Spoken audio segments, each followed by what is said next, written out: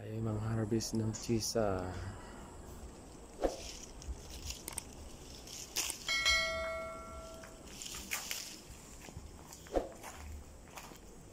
Pahinugin na lang natin.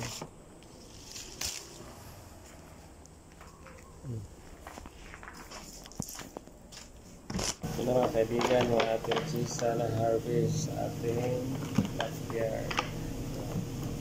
Pahinugin natin ito gamit ang asin. Lalagyan natin ng tissue ang paglalagyan ng chisa. Ayan.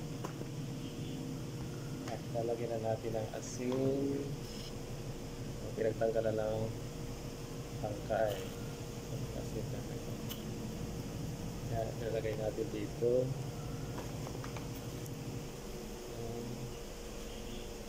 Para sabi ng tanda na ay madaling mahinog. Ayan. Nagsubok ko na ito mga kaibigan.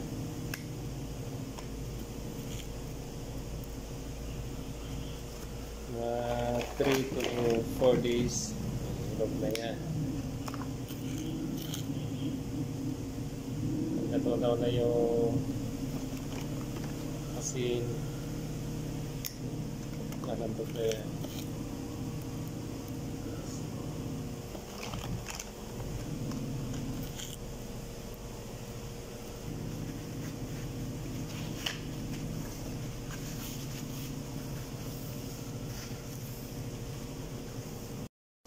At ito naman kaibigan yung ating chisa nilagyan ng asin sa ibabaw.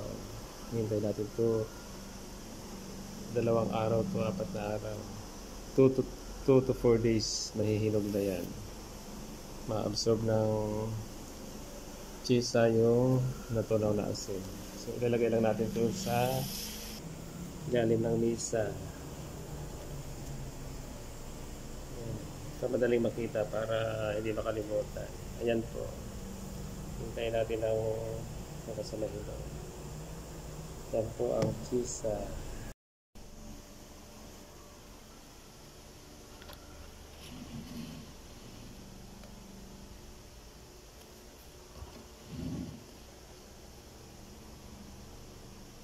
Ayan, natunaw na yung asin. Pang second day ngayon, hindi pa hinog.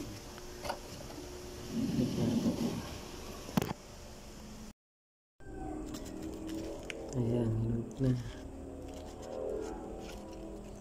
So, malambot na siya. Ito. Sinyalis na hinog na.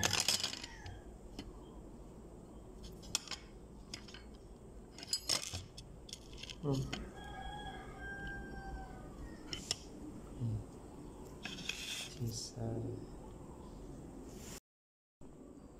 Sarap. Ito yung seeds, so itatanim natin. Chisa. Good for the eyes.